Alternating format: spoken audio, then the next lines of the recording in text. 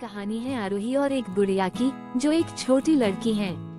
एक दिन की बात है, आरोही सुबह पार्क में टहलते हुए जा रही थी, तभी उसे एक रोती हुई बच्ची मिली।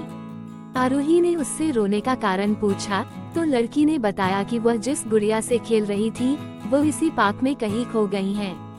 आरोही ने उस बच्ची को उसकी गुड़िया ढूंढ लाने का आश्वासन दिया, जिससे वह बच्ची चुप हो गई।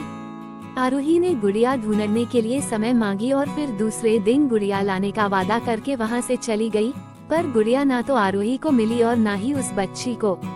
आरोही ने गुड़िया की तरफ से एक काल्पनिक पत्र उस बच्ची को लिखी और जब वो बच्ची पार्क में गुड़िया पाने की आशा में आई तो आरोही ने वह पत्र उस बच्ची को पढ़कर सुनाया। पत्र इस प्रकार था: कृपया रोना मत, मैं समय समय पर उस गुड़िया के बारे में तुम्हें लिखती रहूंगी, बस तुम रोना मत। अब आरोही रोज उस खोई हुई गुड़िया की तरफ से काल्पनिक पत्र लिखने लगी और लगभग रोज ही उस बच्ची को पढ़कर सुनाती, जो कि यात्रा का काल्पनिक वर्णन हुआ करता था।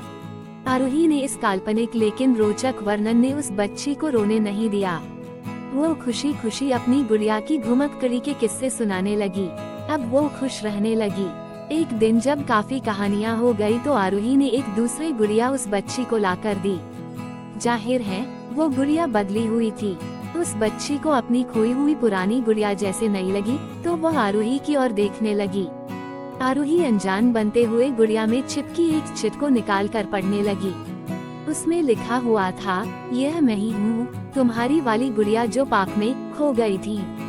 दुनिया भर की लंबी यात्रा की वजह से मैं थोड़ी बदल गई हूँ। बच्ची को इस गुड़िया और आरोही पर विश्वास हो गया। वो गुड़िया लेकर घर चली गई।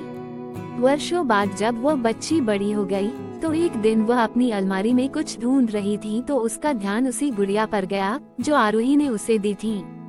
बचपन की बातें याद करके वह हंसने लगी। उसे सब समझ आ चुका था कि आरोही ने कैसे उसका मन रखा। उसे उस गुड़िया पर फिर प्यार आने लगा। वो उसे बड़े गौर से देखने लगी। तभी उसकी नजर गुड़िया की फ्रॉक की आस्तीन में छुपे एक छोटे से पत्र पे गई। उसने बड़ी व्याकुलता से वह पत्र निकाला और पढ़ने लगी। पत्र में संक्षेप में यह लिखा हुआ था: हर वो चीज जिससे तुम प्यार करती हो कभी ना कभी तुमसे खो जाएगी, और जो तुम्हारे पास होगी वही तुम्हारे लिए सच्चे रूप में बनी होंगी। रूप भले ही भिन्न होगा पर प्यार एकदम खालिस होगा।